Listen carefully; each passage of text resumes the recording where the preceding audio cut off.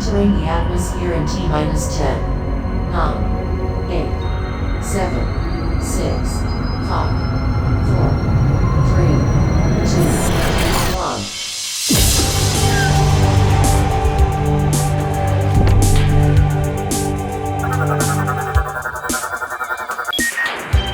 Hello there, folks, and welcome to a brand new episode of the Omega Metroid podcast. I am your host, Doominal Crossing, and if you watched the end of the episode last week, you already know I am joined by nobody today. As you all know, Andy, he had to have a procedure done, and so we decided to take some time off this week to give him some time to recover. He actually just got out of that a few hours ago. I already spoke with him.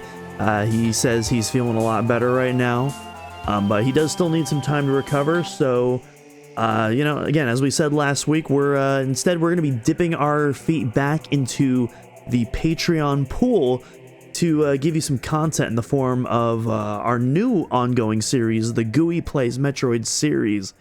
And, for Metroid's 40th anniversary, we thought it would be appropriate to start with the very first entry, which is, of course, Gooey Plays Metroid, Nestroid, whichever you want to call it. That being said, since we are releasing, an episode on Patreon, some of you viewers who are subscribed to our Patreon have probably already seen that episode. Before we did start the episode, I did also want to drop a couple of surprises for you, which me, I usually don't do it.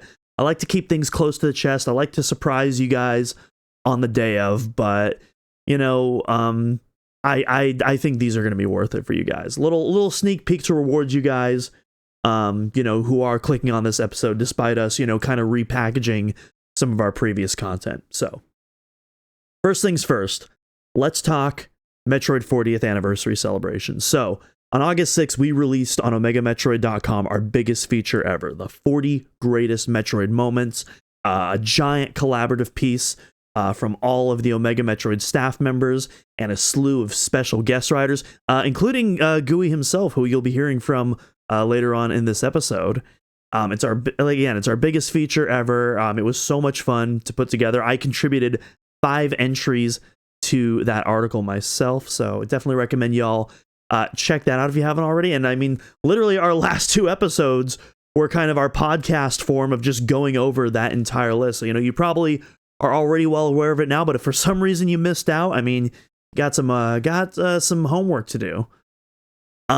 And then of course, halfway through the month, and we talked about this last week, this was more so my own personal project that I released through Omega Metroid, but I remastered the entire Metroid NES and Famicom soundtracks in surround sound. And I am quite biased, but I think they sound absolutely gorgeous. A lot of you that listen to the soundtrack were in love with it as well, so I'm very, very happy that you guys are enjoying it. It's available to stream right now on our YouTube channel, and it's also available to download in AIFF, FLAC, and MP3 formats. And so you can put them on your computer, and no one will ever be able to take them away from you, because there's no digital license attached to them. So yeah, very happy about that. But we do have one more project in the works. And I will tell you right now, this is going to be the final project to close out the Metroid 40th anniversary celebration. And with the last soundtrack that I did, we went back to the very beginning.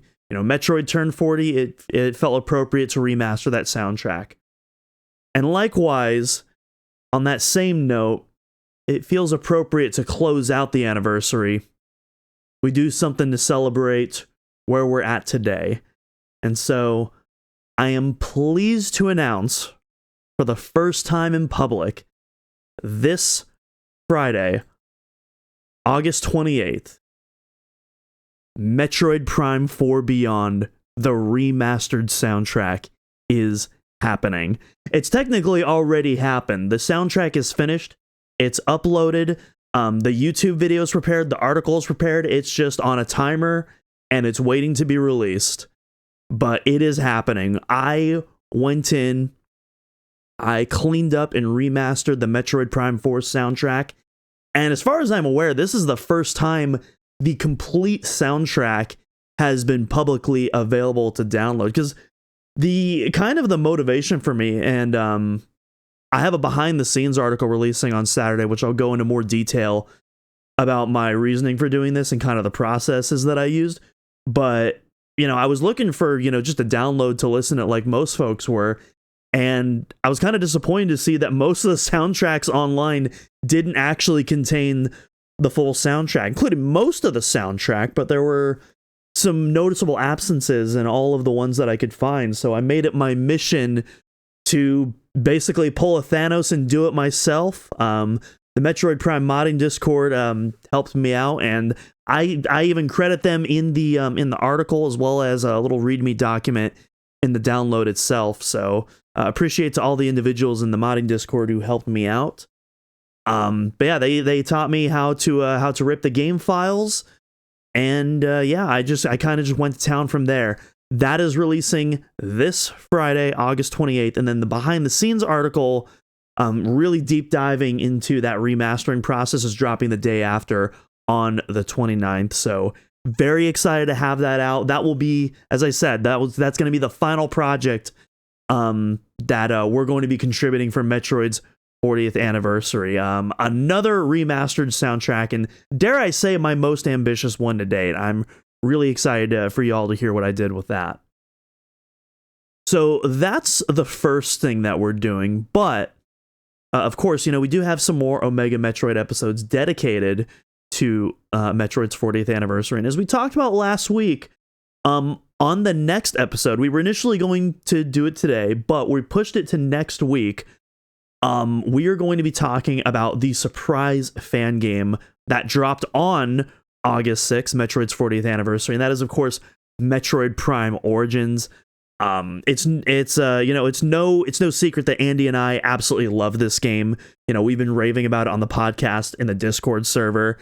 And last week we alluded to that we might have a special guest coming up, and I hope I don't eat my words. There's always something that can happen, so I don't want to make any promises. But as of right now, we have that guest locked in, and they are available to record on the time that we designated. And I'm gonna announce that guest for you guys right now. Hopefully they actually do appear. Hopefully this doesn't age like milk. But when we record the episode, we are going to be talking about Metroid Prime Origins with the director of the game himself. He is going to be on the podcast with us, and we are going to pick his brain about the development process of this game. We're going to be kind of just chatting about, what his inspirations were, kind of how he came up with some of the ideas in the game, what motivated him, if this is kind of a spiritual successor to Metroid Prime 2D, a game that was infamously DMCA'd by Nintendo. And yeah, we're really excited to chat with this gentleman, and hopefully this doesn't age like milk. But yeah, that's the final announcement I wanted to make for y'all today. So yeah, next week is going to be a lot of fun. So with that out of the way, let's get right into it. So we got Gooey Plays Metroid Episode 1. And, for those who haven't subscribed to our Patreon, or, who haven't had a chance to watch the Gooey Plays Metroid series, Gooey, who's one of Andy's best friends, you can also hear from him on the Virtual Theater podcast. Gooey, at least, by the start of the series, didn't have a lot of experience with Metroid. That's not to say that he didn't have any experience. He did play through Super Metroid, and I believe he had already played Metroid Prime Remastered as well by the time this first episode premiered. But what's really interesting about Gooey, because if you go on YouTube, there's a bunch of videos of people playing Metroid for the first time and giving their thoughts about it. But what makes Gooey's attempt so unique and fresh is that he really commits to the bit of playing it as if you were playing it for the first time, in 1986 or 1987 if you're in America when it comes out. And it's really cool. There's no rewinds. He's crafting, he's writing a map on grid paper. He's not looking up any online walkthroughs or anything like that. And, he's just kind of, getting lost and picking away at it, kind of in the moment. And it's a really, it's a really interesting look, at Metroid in the present day from someone, again, just really like committing to playing it how it was intentionally done. So, at that point in time. So you're going to get a taste for that right now. It's an over an hour long worth of content. And again, this is just the first episode. So if you like what you've heard, feel free to subscribe to our Patreon where Gooey at this point, he's played through both Metroids 1 and 2. And at the moment, he's in the process of replaying Super Metroid for Season 3 of Gooey Plays Metroid. So yeah, all of that can be found on our Patreon. And with that, I'm just going to let the boys take it away from here, folks. I will see you all next week, and I will see you all next mission.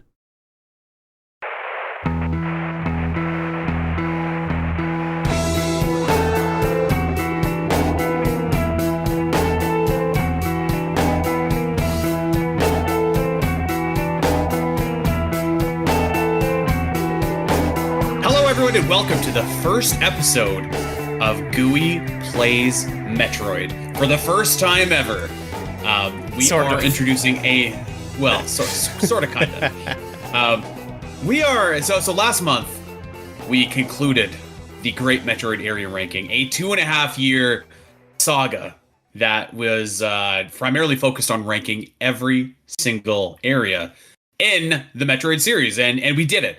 We got all 86 areas, they're done, they're ranked, and they're finished, and now the question is what's next? Well, this is what's next. One of my longest and best friends now is playing Metroid. Kind of for the first time. Like, you've played a couple here and there, but by God, we're going to make a Metroid fan out of this guy. That's what this new series is about. Welcome to Gooey Plays Metroid. I'm excited. How you doing, Goo? I'm doing great. Yeah, just for some background. I mean, actually, before we talk about this Metroid game that we're going to talk about, the first Metroid game, I have played through, and it's all somewhat recently.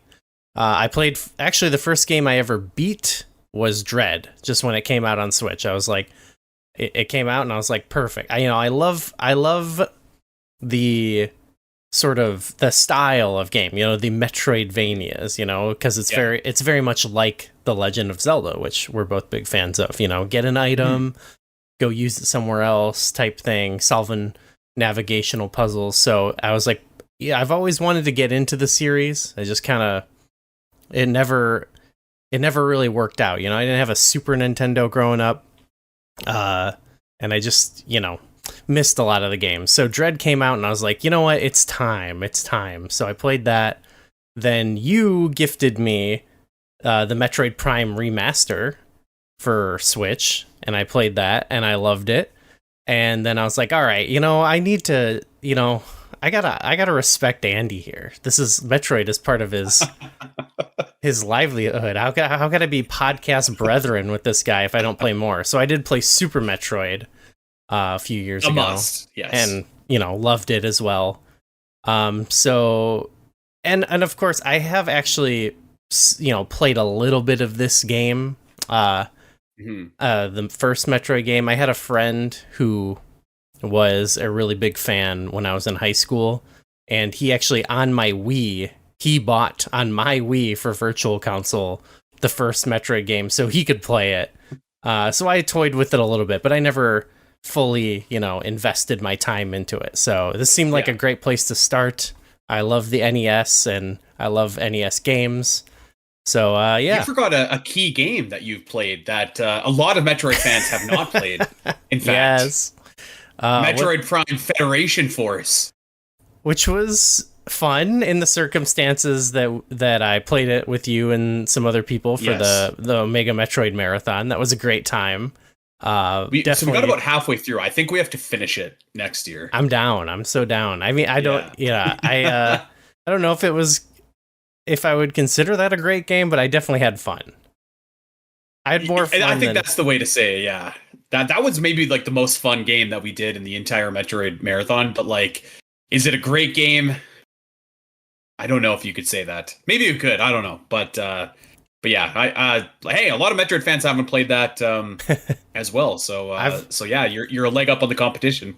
I've always been Metroid curious. You know, my one friend who got the NES Metroid on my Wii, he always swore by, you know, the Prime games was kind of what got him into it. And I actually gifted him for Christmas one year the trilogy on Wii, which now I think goes for a lot. I wish I had a copy. Gift. Yeah. I don't know what I was on that year. That was like a really, that was too much of a gift for him, but I kind of wish I had it now.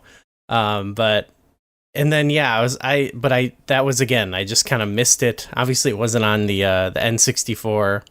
And then Other M came out, and it was kind of lambasted. So I was like, it was like, you know, there was like weird times to jump in. I just never committed to it, but now I'm doing it, and I'm here, and I'm having a great time.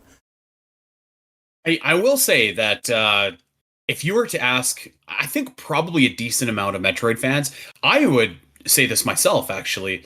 You've already played like the top Metroid games. Like if you were asking me, like 1, 2, and 3 on my list would be Super, Prime, and Dread. So like, I don't want to set you up like the other games are all like exceptionally awesome, but there might not be some that hit like the same way that those games do. But yeah, I'm excited to start this journey with you. And I don't know exactly, we're going to figure out the format for the show as it goes on. So like if any of you listeners have questions that you want Goo to answer like next episode, or even for me to answer like next episode, let us know. Yeah, we'll go and do that. I don't know if we're going to get through like a game a month. Probably not a game a month, because that's pretty unrealistic. So I think like a lot of it's going to be like, we'll talk like half of Nestroid one month, half of Nestroid the next month, or maybe it's thirds or whatever, like whatever it's going to be. I mean, Metroid Prime 2 Echoes will probably be done in like 8 parts because that game is so long. Yeah, my sort of thinking was that I don't want to force anything for the show. Like I want to play where there's enough to talk about, but not to where like we're trying to cram as much in. You know what I mean? Because I don't want to like, I want to have like, as obviously I know I'm playing this and I'm doing it for something, and I actually streamed playing this, but like, you know what I mean? I want to like take the game as it is. You know what I mean? I don't want to be like, I might look up guides for specific things, but I didn't want to like hug a guide or anything like that. So, but I promise that doesn't mean like these will be lacking in like content or discussion. Like I feel like I'm looking at the notes I made, and I feel like I have a lot to talk about. Almost like there might be, so like, I don't know, maybe we'll spend too long talking about certain games, but I don't know. I feel like if I were a fan of a series and someone was playing it for the first time, I would want to know as much as their thoughts on, you know, any aspect of it, really. So before we get going, Goo, I'm really curious to hear some of your perspective. And now that I say this, I don't know. Did you have an opportunity to watch the Nintendo Direct that just happened? Oh, yeah, I did watch it. Mm-hmm. Oh, okay. I didn't know if you had the time for it or not, but the Metroid Prime 4 trailer, the newest trailer, is out, and as it's caused a lot of discussion among Metroid fans, as you might expect, primarily focused around Viola, the motorcycle bike that you can get in this game, as an outside the noise kind of Metroid fan. What did you think of this Metroid Prime 4 trailer, the good, bad, and the ugly? You know, well, as you know, I wasn't like looking out for little details. I was just kind of watching it, and I played Metroid Prime, so I was looking at it and I was like, this looks sweet. You know, this looks like Metroid Prime, you know, it looks like fun. So I don't have any, like, you know, I can't break down a lot of details, but I will say, yeah, when I saw the motorcycle, I was like, hell yeah, this is awesome. That's kind of what I thought. Okay, sweet. Yeah, I didn't know. I haven't seen anybody's reaction to it, really. Has that been... I can see that being kind of controversial, maybe, because it's not really... Totally. I don't understand that as, like, being a core part of the Metroid series, but I'm, you know... It's definitely not. Like, I mean, like, riding a motorcycle around a Metroid is... And I get it. Like, it's it's a change. It's an evolution for sure.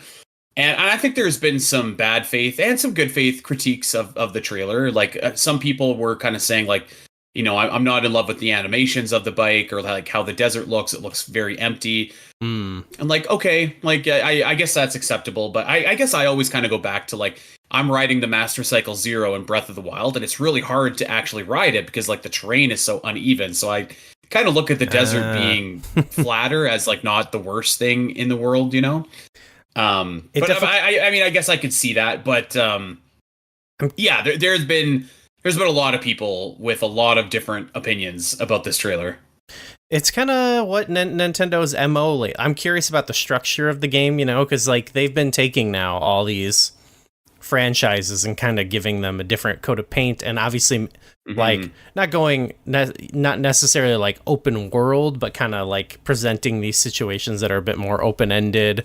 Beyond Zelda, like Mario and Donkey Kong got it a little bit, but I think they've been successful in that, and I don't know, like not every game necessarily needs that, and I don't know what this game will be like, but I'm open to the idea of them trying out different things, even though I haven't even experienced Prime 2 and 3. I hope to, though. I that is a plan. I will play those.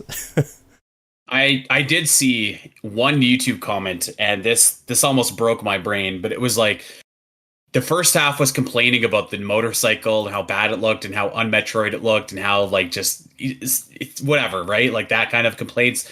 And the second half was like, well, when Samus isn't on the motorcycle, it just looks like the same old Metroid Prime gameplay. I was just like, right. Well, there you go. That's the internet right there. I can't believe Metroid got a bike before she learned to crawl. That's right. Yeah, that's right. Well, okay, so Gooey Plays Metroid, episode number 1. So I don't think we necessarily planned like the order of games or anything like that. I don't think we're committed to going like chronologically or anything, but we did kind of say like, hey, it probably makes sense to start off with Nestroid, as it is commonly called. So Metroid 1 released 1986 in Japan on the Nintendo Entertainment System. And, it's been around, obviously a long time. I will say, I do think that like playing on NSO, if you can, is like a really great option because the game does certainly have some things that, they can be tough by today's standards, and I certainly don't fault anybody for using like modern, sure, yeah, things to play that game. How have you been playing Nestroid, Goo? Well, that's what's funny actually is we started. We added like a channel point redemption on the Flashback 64 twitch.tv/Flashback 64 pod, where you could. We actually need to raise the price, but it was like if you redeem it while we're doing it, within reason, and our viewers are reasonable, we'll play like any game we sort of have access to. So like, if I actually have like a flash cart for my N64 that has like every NES, Game Boy Color game on it, and N64.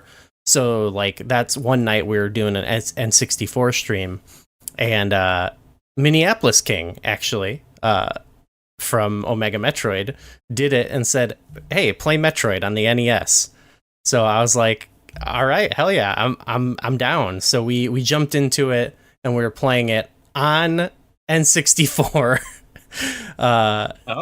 Yeah, which was fun to do that. I was using the D-pad there, and there was also I found one of the options that this flash cart had. I discovered that I had a turbo button that I could use. So I was like blasting things like unreasonably easily with this turbo button. But we played through on that, and then we did another stream later. Like we had fun with it, and we're like, okay, this is where I was like, I want to do this for this series. So we're like, all right, I want to stream it again because it was fun. And the second time around, I took my password from that and I entered it on Metroid on NSO, on Nintendo Classics. on the Switch too. So it's been cross-platform. Wow. This experience, yeah. But that feels like a true Metroid experience to me, like a Nestroid experience. It's pretty cool, and I will say, yeah, I haven't, other than when I was goofing around with the turbo button. I'm not opposed to this, and like I said, do what you want. But I've been trying to take the game as it is, so I haven't used any like save states or rewind or anything. But again, I'm not like opposed to that, and who knows? Maybe I will. But I'm just,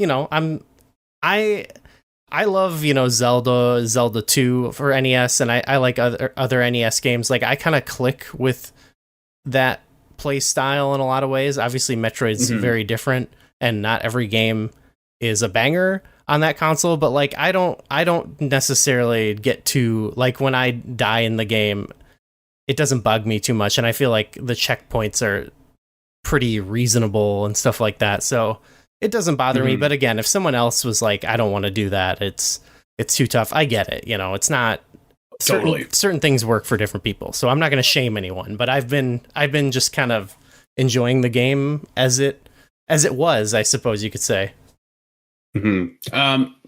Well, I think that maybe what we should do to start some of these Gooey Plays Metroid episodes is, let's call it the mission briefing here, or the progress report. Where are you currently at right now in your Nestroid playthrough? So I'm trying to remember, like, what is the starting area called? It's you start off in Brinstar, and I guess, like, I've asked you kind of a tough question specifically for this game, because like you really can go and like do anything in any kind of order. So I that's a tough question to answer now that I have asked it. Yeah, well, we'll go through it more specifically, but I will say I have gotten pretty much, like, from what I can tell, again, I'm trying to avoid looking things up, I think I've gotten all the major stuff in that area. There's like one thing that I'm curious about and want to go back and double check if something's there, because I was watching our stream back to make notes. And there was one room where I was like, oh wait, I don't think I fully checked that room. But otherwise, I think I've gotten everything there is to get. Maybe there's some, like, even more secret stuff I missed. But yeah, I'm pretty sure I've, like, I left that stream feeling like I fully explored that area, and I've kind of flirted with the other two areas. But every time I found them, I would explore them a little bit and be like, okay, this area is a little bit harder. Let's go back to Brinstar and poke around some more and see if we can get more powered up. So have you taken on either Kraid or Ridley? Doesn't sound like it yet. No, I haven't found them, but I've got a good idea about, that they're in these spookier areas. Yes, they have their own dedicated areas that are just literally called Ridley and Kraid. Okay, you'll know it when you get there. Cool. Okay, so let's talk about it then. You have some notes. Yes, let's go. Before we talk about the game itself, I did want to mention a couple things from the manual itself, because I did take a look at the manual. I just love the old game manuals, especially a couple years into the NES for like the bigger Nintendo games where they start to put some TLC into these things. Like this one has a bunch of amazing artwork. Love like the council in the first, like the Metroid story. That's the best part. Yeah, like those little alien guys. It's so cute, and the story is it's both so like, adorable the way the art presents it, but it's also like kind of a sick story. It's nothing like, it's not Hamlet or whatever, but it's like a neat enough premise for the game. I also like that Samus is referred to as he in the manual. I was like, oh, constantly. Yeah. Okay, so I wonder if this was either like, was this intentional, like to make the the ending? I know there's a bit of a swerve. Yes. It said in there your total playtime determines the ending. Is that what I'm thinking of? Like if you beat it in a certain time? Okay. Yeah. They revealed that it's a hot lady. Yeah, that's right. Yeah. So there's 5 different endings. Oh, wow. Okay. The worst ending is one that you get if you take over 10 hours to beat the game. This is almost like everybody's first ending, and Samus is like crying. You just see her back and she's crying in full suit. 4th best ending, you finish it in under 5 hours, and then you see Samus in her power suit just kind of waving at you. 3rd best, that's where you really want it, is if you finish it in over 3 hours but under 5, then that's when the reveal comes in. And then the 2nd best ending is in the jumpsuit, and then the best ending is just in a bikini. Oh boy. Okay. Well, yeah. Samus gets spicy in space, man. Yeah. Well, we'll see what I get. I also like it tells you. Well, I like it gives you kind of a map, like a sort of a crude map, which is nice, and it tells you like use missiles to blast the doors, which I missed that detail because later. When I got the missiles and I went to a missile door, I hit it with one and I was like, why won't this open? And then I think it was Julie, who was in our chat, was like, oh, you got to hit it with 5. But the manual does tell you that. So, okay, fair enough. And then I like this. It's similar to the Zelda manual where it kind of gives you a lot of good information, actually, that's very useful. But it leaves some things later to the imagination. Like Mother Brain, there's sort of a tease about, her whole situation. So I thought this was like a really good manual. I loved all the little artwork of Samus doing things, and definitely has the same kind of charm as the Zelda manual.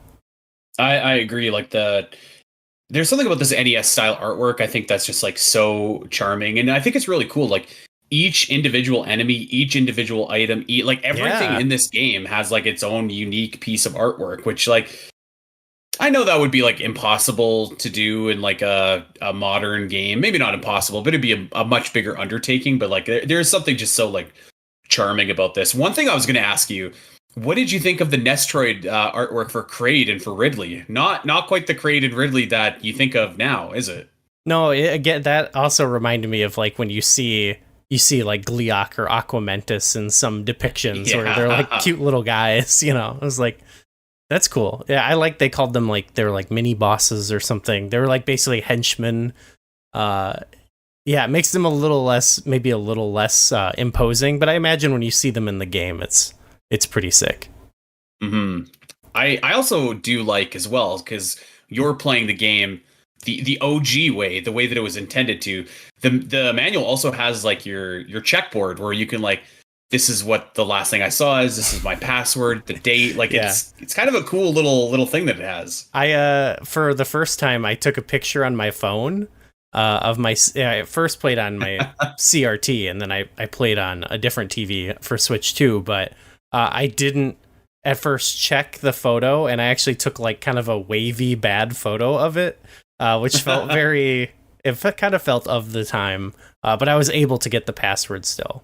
I also like, It does tell you, and this is very crucial, and it's something I already know from playing every other Metroid game and just knowing about the series, but it tells you, like, attack the walls with beams and bombs.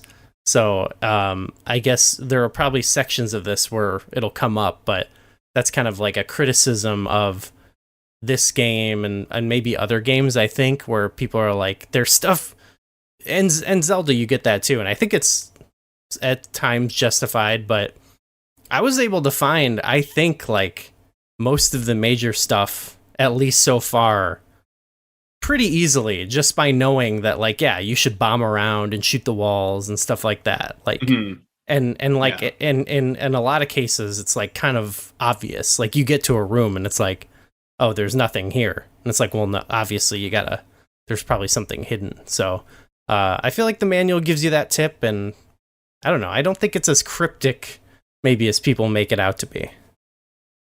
Mm-hmm. Like, there's definitely some points, particularly in Norfair, I would say that does take, like, you got to bomb, like, to find some spots, like, for sure. But I think, like, once you're kind of conditioned to, like, you just need to bomb everything everywhere if you're stuck, like, you can get around here with, like, not that much trouble.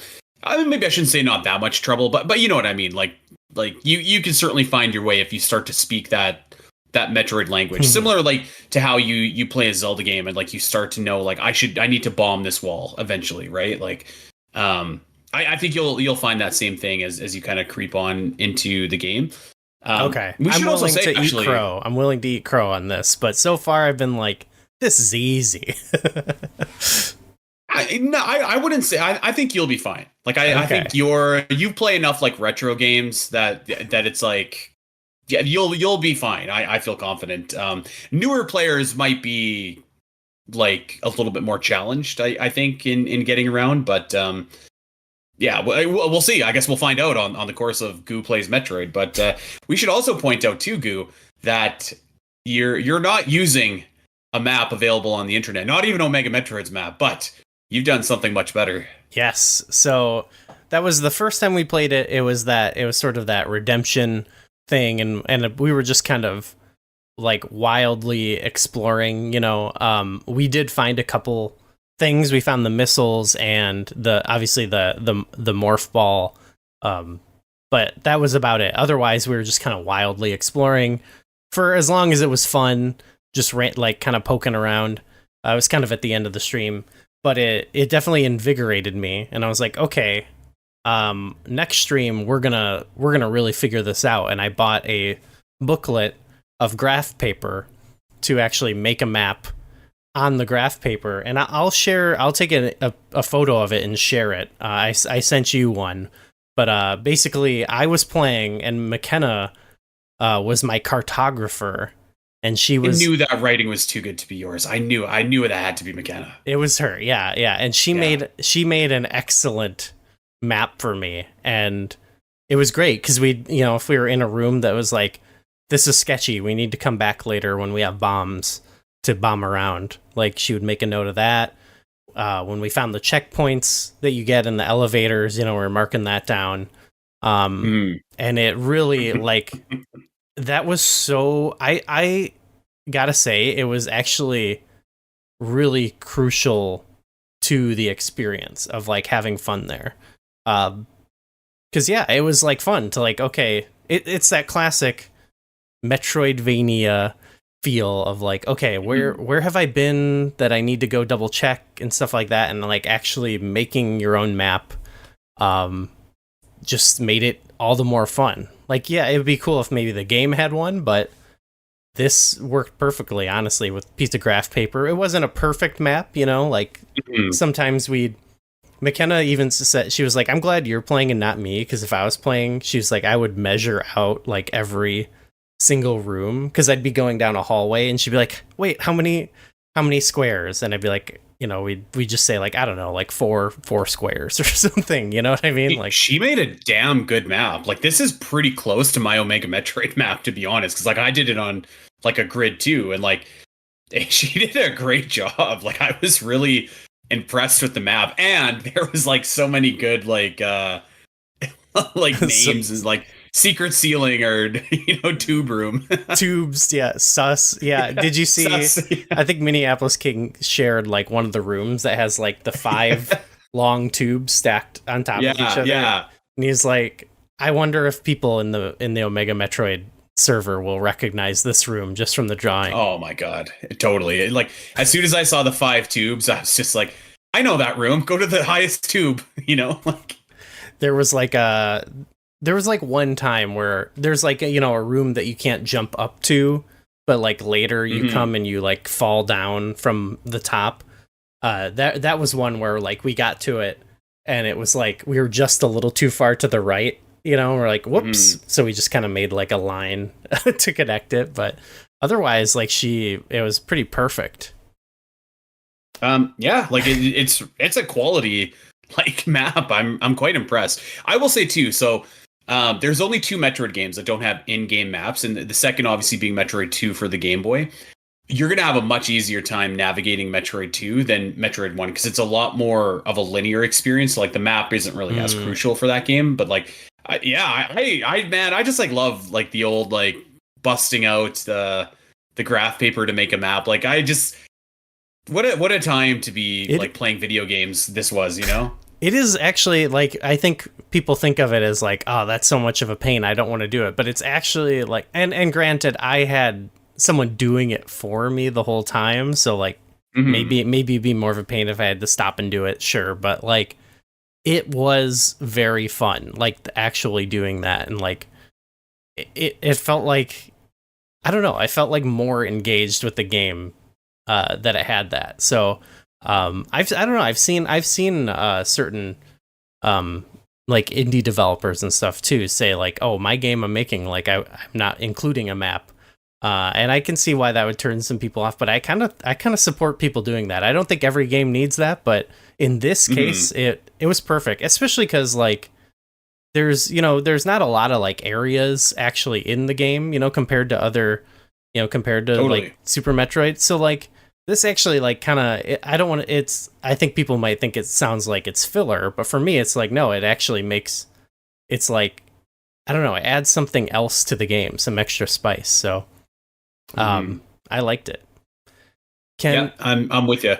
Can I also just mention, I think most people, know this already and everything, but like just starting up the game is cool. Like the title screen is awesome. The vibes are off the chart. The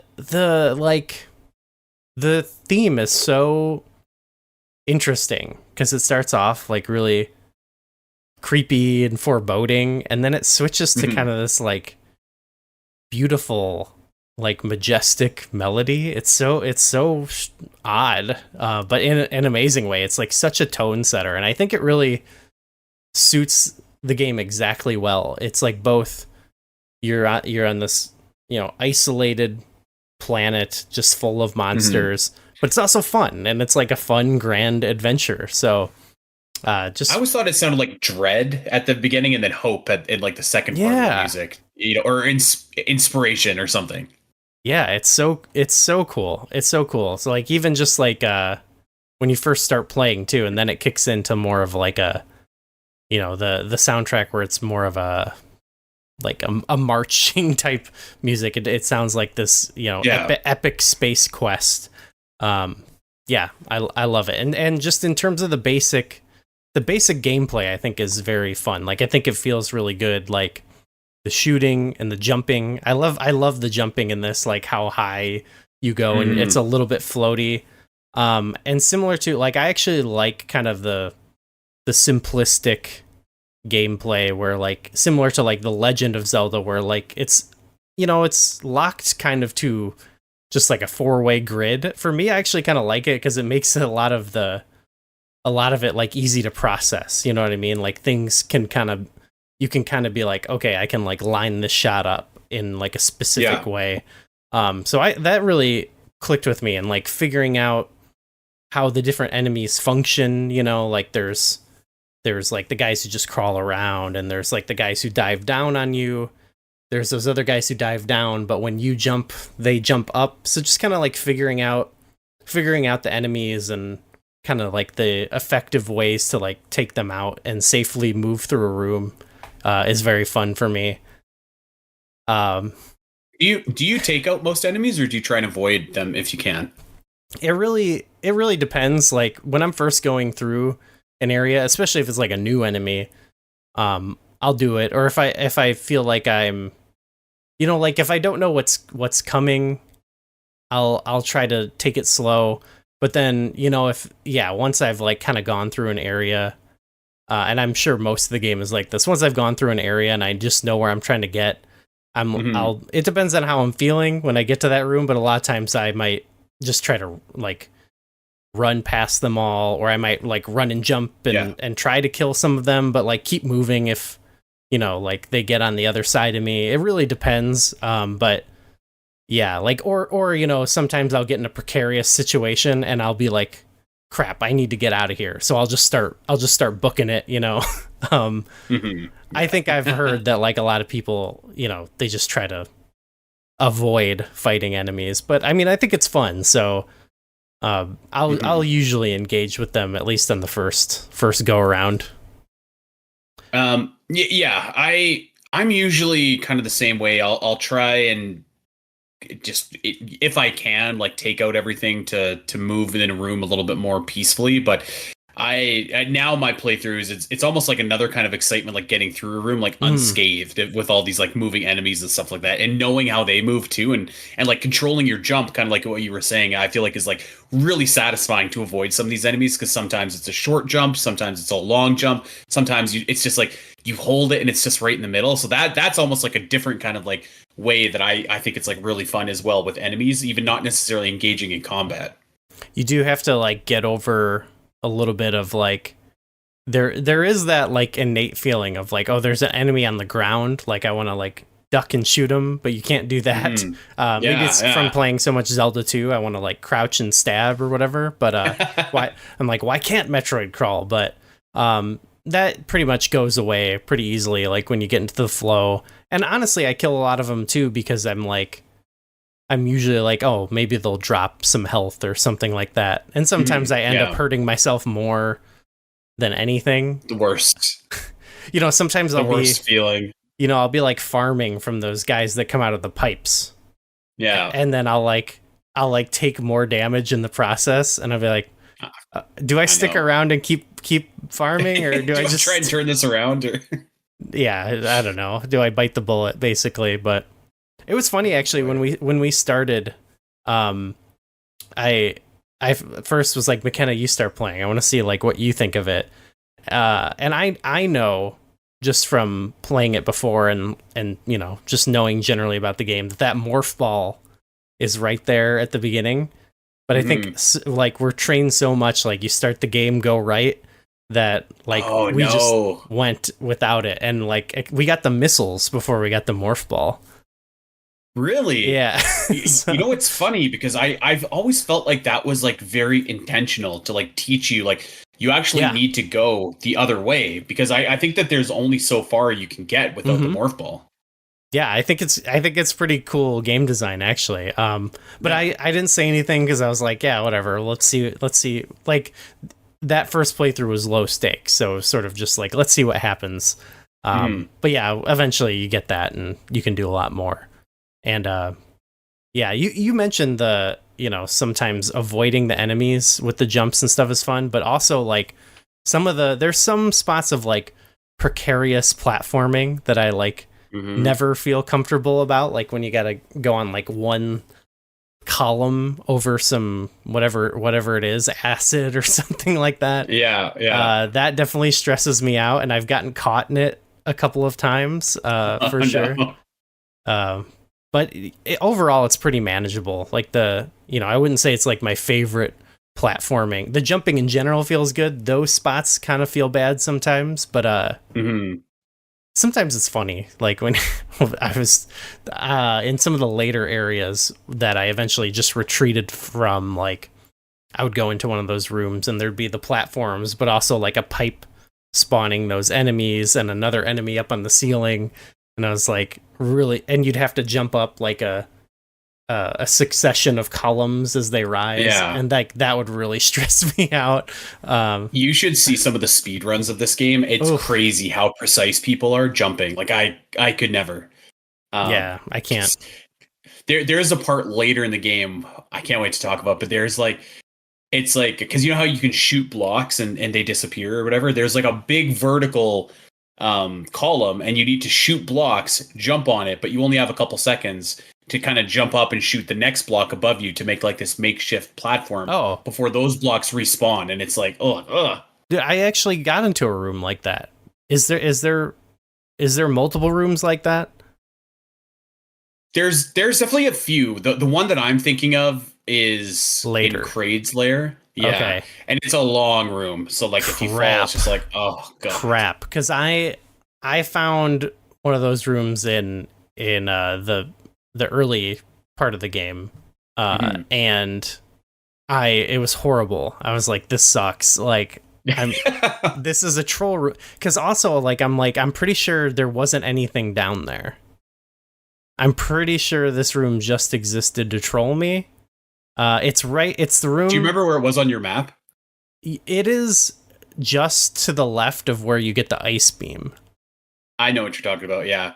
I don't think there's anything down there. You have to bomb a floor to go down, similar to the ice beam, and you fall through the acid or whatever it is, and then you're down in the pit. Yeah, if it's the room I'm thinking of, I think it connects you to the ice beam room, but like from the other way, because it's kind of like a box. Like the ice beam room on your map, it's like a reverse L, but it's like a box eventually, so it all connects together. I think that's it. You could see it from the ice beam room. That's how I knew it was there. I was in the ice beam room, and you could see to the left, and I was like, "Oh, I'll go bomb from above there." And it was at the very end of our run, and I felt like I had seen all I needed to see, so I was like, I'm just gonna die here, and I went into the wall, into the blocks, and let the blocks kill me. But now that you're telling me I'm gonna have to do this later, I am dreading that. So that maybe we'll see if the rewind comes out there. It might have to. It could be a tough assignment, that part for sure. But no shame in rewind. Okay, well, we'll see what happens. I will say, speaking of like getting the items, I love the vibe of the areas where you like find items. Like the music in there, it kind of sounds like you're in like a hidden laboratory or something. There's like the beeps and the boops, and obviously like there's those iconic the Chozo statues that hides them. So there's kind of it's got the cool mix of like, it's got this like technological vibe, but then there's like these old statues, presumably. Did you recognize that sound from Metroid Prime? Because the item room sound is used in Super and Metroid Prime. I can't remember if it's used in Dread. Okay, I remember like the vibe being similar, but that makes sense. Yeah, that makes sense. It's not like a 1-for-1, obviously, but like it's the same motif. I want to say they use them in the elevator rooms in Metroid Prime and some of the Chozo statue rooms in Super. I definitely know some of the jingles and stuff, like when you first come in and it's like does the do do do do do do do do do do. I love that. That's so calming. Beyond the stuff we mentioned, like in our first playthrough, like when we came back to it and we were mapping it, the first item that I found was the long beam, which was obviously like that was nice. Like that's that like similar to like when you find a health or missile power up, more so a health power up.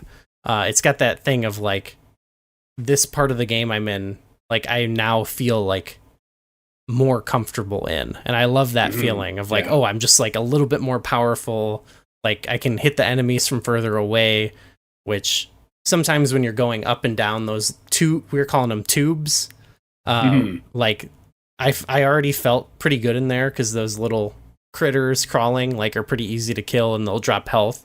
But now when I can like shoot them from even farther away, I'm like, ooh, I'm feeling like even more like confident. Yeah, it feels good just like exploring around. So, and that's when we started marking down all the sus areas and everything. So I was like, okay. Yeah, you followed the way that I do it is typically morph ball, missiles, long beam, which I think is pretty standard. Yeah. Then we found an elevator to a purple area where they had these statues that looked like Vati, like the end game Vati. You know what I mean? Like the eye, it had like a red eye and like a black head that sort of And I definitely had I was watching back like the stream, and at one point I'm like, I feel like I'm not supposed to be here, and I was getting pretty beat up there. I was getting owned. So I was like, you know what? Yeah, there's more of the starting area. Let's get the hell out of here. So I didn't do a ton there, but it was definitely cool to discover that. Like the first time you find an elevator is really cool because you know you've just kind of been going through doors and hallways and stuff, and then you go through an elevator and the vibe shifts and the music shifts and everything, and it's like, oh, okay, like this we've heightened things here a little bit. Yeah. So you definitely hit Norfair. Yeah, did a little bit there. Do you want me to give you like any advice for subsequent like runs, or do you just want to kind of let it be? I don't think so, because I feel like just let it be, right? Yeah, because I do like, I understand this a little bit because I know some people will be like in our Discord will be like, I'm starting this whatever old Zelda game it is, particularly the NES ones, and I'm not looking at anything. And like knowing certain people, not that there's anything wrong with this, but like you are just like guaranteeing that you're gonna like piss yourself off and hate the game. Yeah. And so I definitely can understand that feeling of like, oh, I don't want to tell you anything, but I don't mind. Well, I get pissed off at games, but in this game, I don't mind the failure necessarily. And if it happens enough, I'm also not afraid to go to the lifeline. You know, I know I feel like for this, I know my limits. You know what I mean? So I might reach out for help, but I think a lot of times if I do need it, I'll probably just look at the Omega Metroid walkthrough, you know? My God. There it is. Okay. Okay. So you went to Norfair and we're just like, no way, Jose. What next?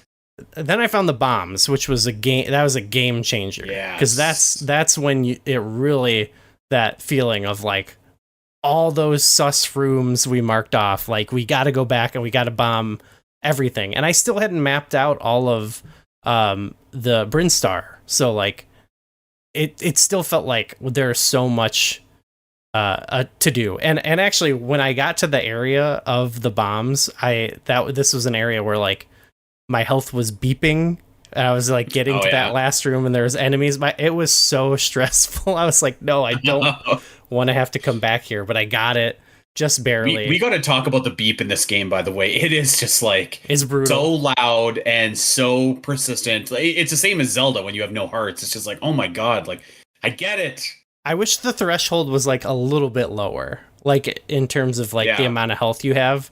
Cause I would be like, half the time I would want to pick something up just to make it stop. Not really because I was worried about dying, and I would get some more health or energy or whatever, and it would still be beeping, and I'd be like, God, ugh. So, but I die in peace. I did get the bombs, and I immediately died. But then that was perfect because I went right back to the start, and I was like, great, we can retread our tracks, but now, we can bomb stuff. Which I think this is also something like I don't mind the dying too much and like the difficulty, but I also like something I love about some of my favorite Zelda games is like backtracking. I love that. Like I love like the Link's Awakening and like the Oracle dungeons, for example, just because like they rely so much on like, okay, you've got this key or this item, now you have to go back through all these areas. So like I was like thrilled by the promise of like starting from the beginning, but now with the bomb. So yeah, I went to the most, there's like an obvious spot, like right at the beginning. And I took a couple quotes again. And this is where I said, apparently this is good stuff. This is video games. I was just There's another quote that you told me, and I don't know if it's safe for work, but it was attached to the map picture. What did I say? Can we paraphrase this?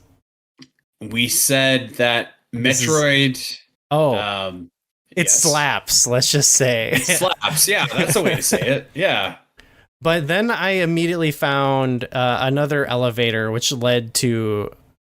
It was a creepy elevator. It had like a big face, and I was bombing myself into the face, which I thought would do something, but it didn't. But that led to another tough area that I didn't spend a ton of time in.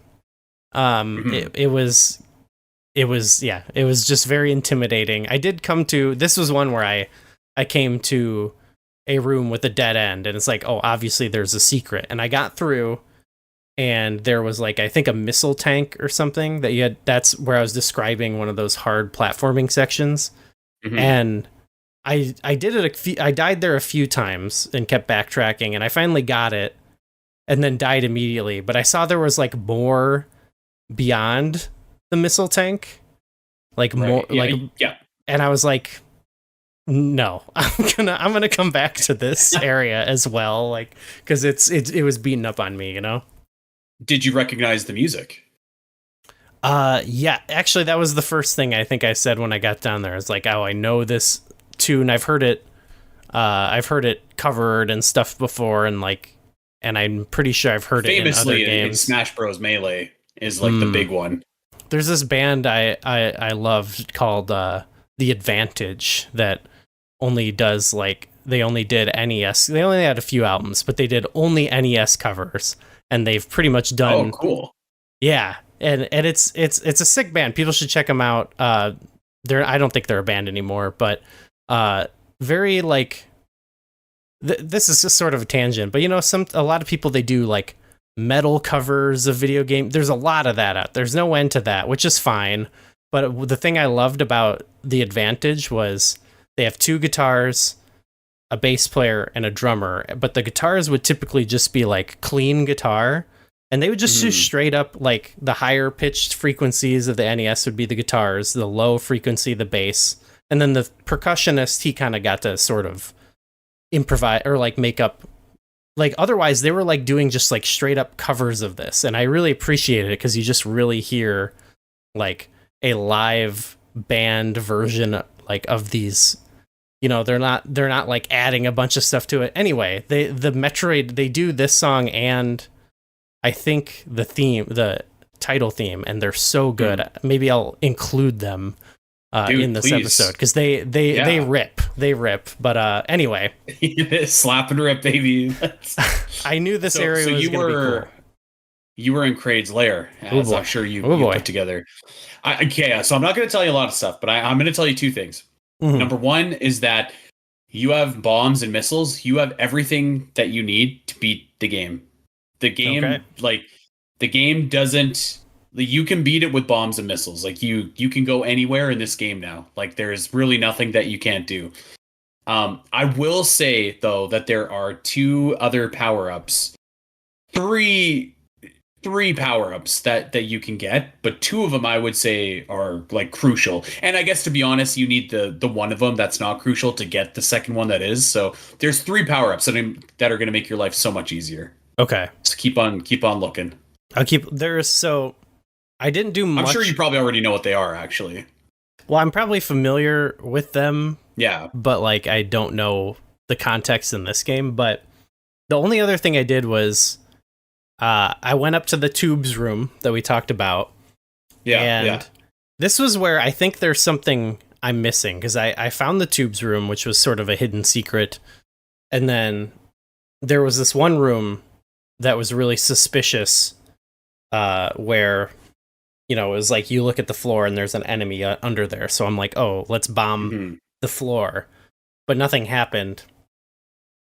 And I was like, oh, okay, I guess there was still more to the right, though. So I was like, okay, maybe this room isn't something. But then I kept going, and I think I only just found like a missile expansion. And looking back at that room, I'm like, I didn't try to shoot. Like, I want to try to shoot the ceiling, I think, because I sort of think the room is just too suspicious that it can't be nothing. So I'm going to go back there and check it out. Because then I went through and I just found... Well, actually, this was fun. I shot up at this other corridor, and I found this little path that leads back out to where we just fall down to where you couldn't jump up before. But like get the bombs or whatever. Yeah. Yeah. So, but yeah, I'm gonna go back. The energy tank that was along there. That's what I got. Yeah. Okay. Cool. But I was like, it can't just be for an energy tank. I feel like that one room must have something. So I'm gonna go back and check that. But I will say, when I shot that wall and I got up, and similar, every time I found one of those areas where you bomb and then Samus is rolling through just like a wall, it just delighted me so much. Like if you see me on the stream, like I pop big every time I discover one of those. And I feel like I have overcome this game.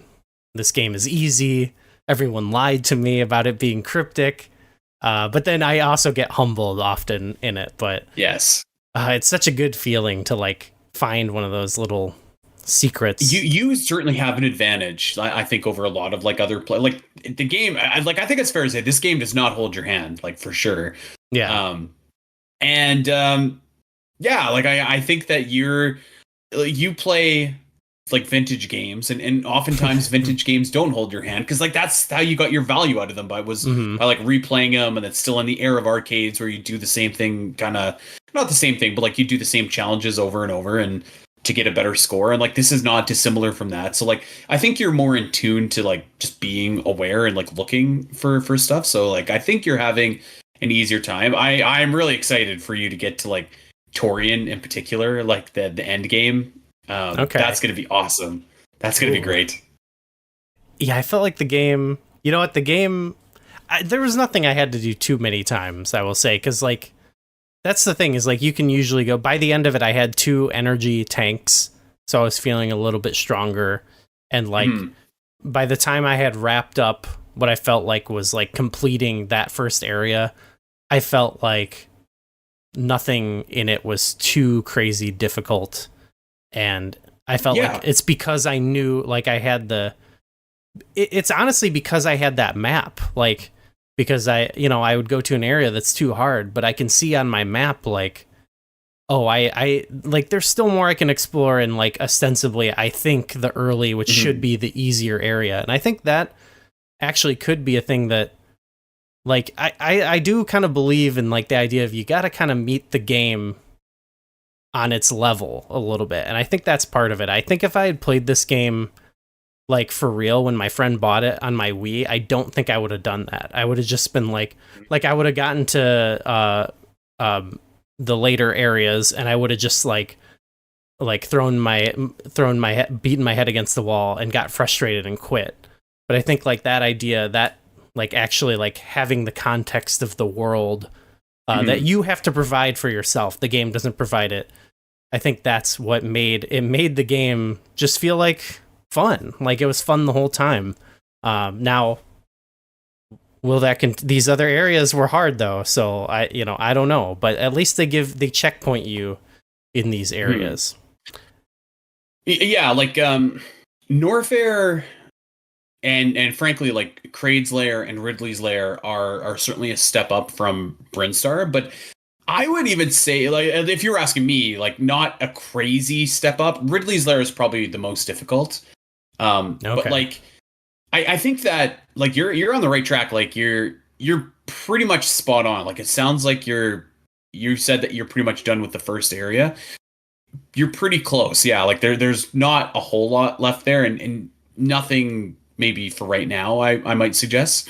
So it's kind of up to you where you want to go from here, but yeah, and I don't want to say I'm trying to stop myself from like guiding or saying where you should go, but well, yeah, like I feel let's say this: if of the 2 areas that I didn't really explore, which one? Go to Norfair.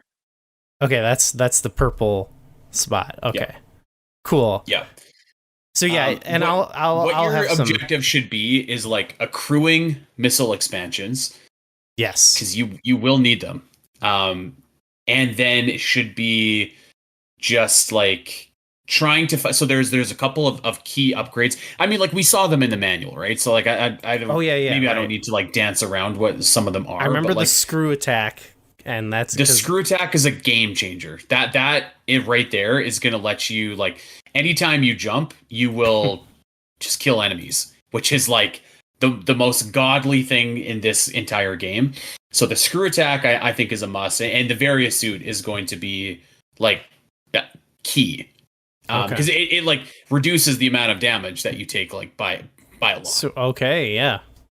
Oh, I was actually speaking of that. That's one thing that's cool is like a lot of these item upgrades and stuff. Like each one, even minor ones, I guess you could say, like the long beam, they all feel like game changers. Like every time I got one, I was like, "Whoa, this like." Completely changes everything, even though the long beam is really just like you can shoot farther, but like even at the end there where I got the ice beam, which again was finding that was so amazing.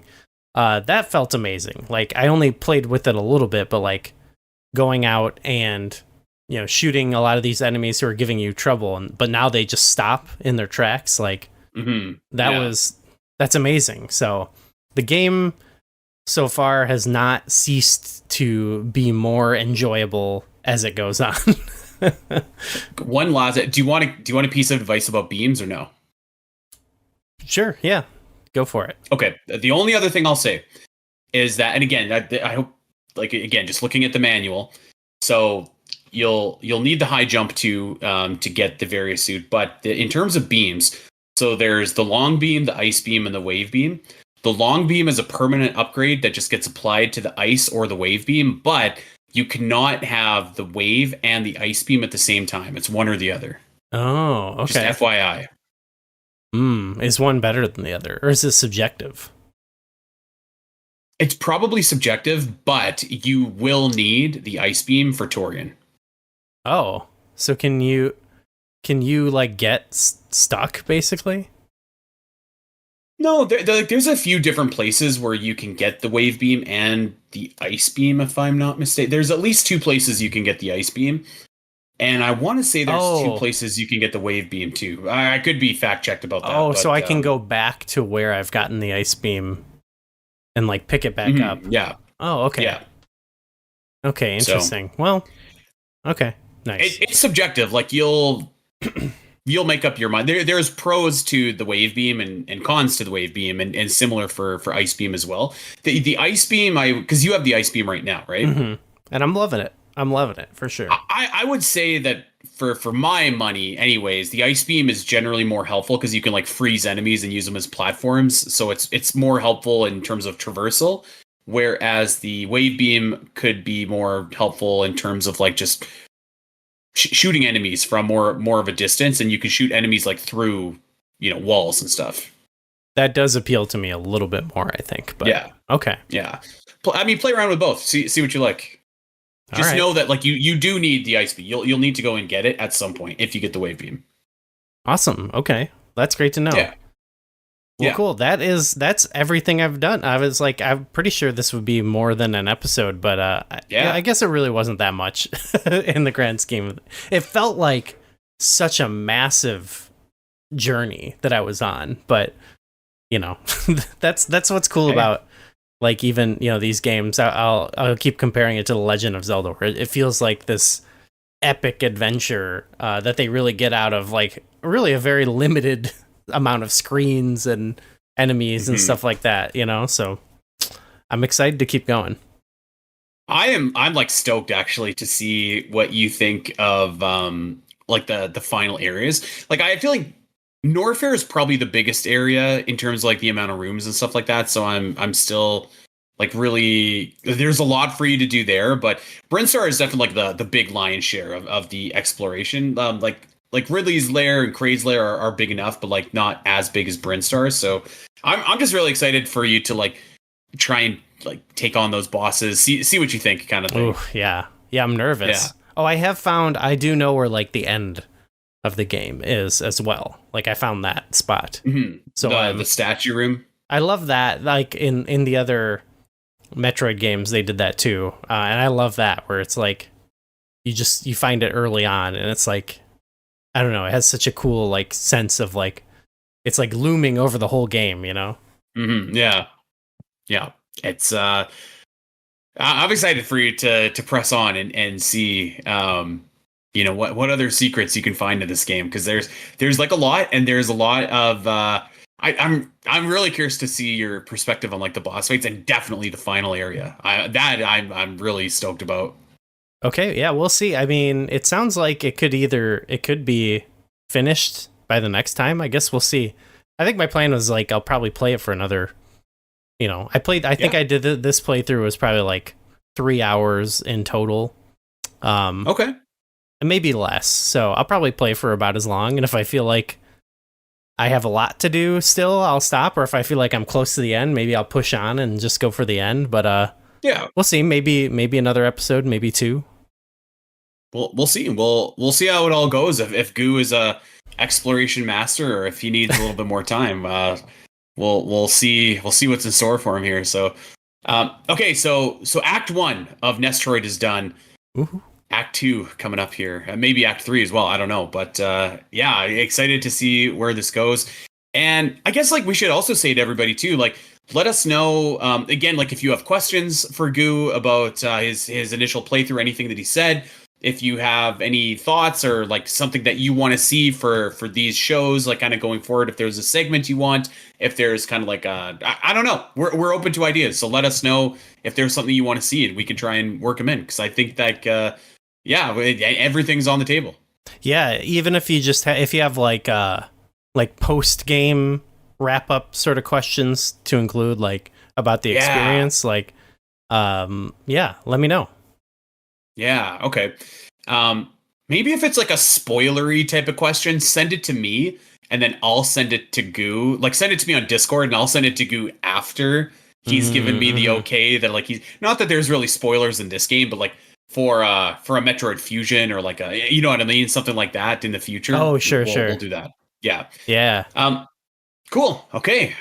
Goo Plays Metroid, episode 1 done in the books. I love it. I'm really excited for episode number 2. I can't wait.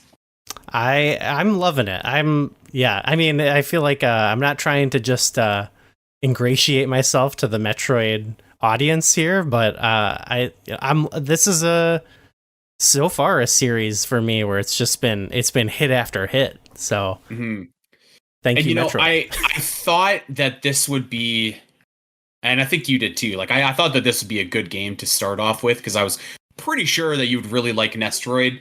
And I'm pretty sure that you'll like Metroid 2. Well, we'll see with some of the other ones. Some of the ones that you don't like, I think, are going to be the ones that I'm most interested in, actually. I wonder if there would be, because I'm kind of open to the idea of I feel like it's probably likely that if I played Other M, I wouldn't like it. But I'm even open, like, because I don't have that, like, I feel like I can't get offended by something being not Metroid. You know what I mean? Because I don't have that attachment, and I already don't care with Zelda. You know what I mean?